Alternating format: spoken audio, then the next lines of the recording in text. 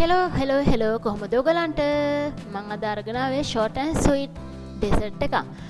හරිම රස අඩුවේ දෙමින් හදාගන්න පුළුවන් රසම රස ඩෙසර්ට් එකක්. මම මේ වගේ පුංචි බ්ලෙන්ඩර් කප් එකක් අරගෙන ඒකට බිත්තර 3ක් එකතු කරගත්තා. ඒ වගේම මම එකතු කරගත්තේ සාමාන්‍ය ප්‍රමාණයෙන් ලොකු බිත්තර 3ක්. ඒකට මම එකතු කරගන්නවා සීනි. සීනියෙන්දී මම මේකට 5ක් එකතු කරගත්තා. ඔයගලන්ට කැමති නම් 3ක් හරි 4ක් හරි එකතු කරගන්න. චුට්ටක් රස වෙන්න ඕනි හින්දා මම ඒකට 5ක් එකතු කරගත්තේ. ඒ වගේම මම පාන් පිටිත් එකතු කරගන්නවා. ඊට පස්සේ මම බේකින් පවුඩර් එකතු කරගන්නවා. ඊට පස්සේ අවසාන වශයෙන් මම ඒකට එකතු කරනවා යෝගට්. මගේ අතින් චුට්ටක් හැලෙනවා. මං හිතනවා ඕගොල්ලන් හොඳ කල්පනාවෙන් වැඩ කරයි කියලා. ඒ වගේම මම මේක හොඳට බ්ලෙන්ඩ් කරගන්නවා.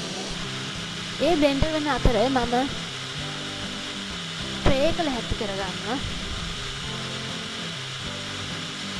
ඒ වගේම oven එකම හීට් වෙන්න දාගන්නවා 180ට.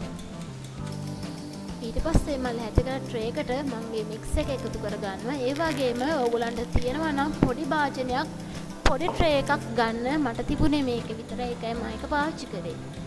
මගේ ඩෙසර්ට් එක දැන් ලැහැත්ති හරිම රසයි ගුණයි ලාභයට හදාගන්න පුළුවන් ඩෙසර්ට් එක. ඕගොල්ලොනුත් හදලා කමෙන්ට් කරන්න, සබ්ස්ක්‍රයිබ් කරන්න අමතක කරන්න එපා.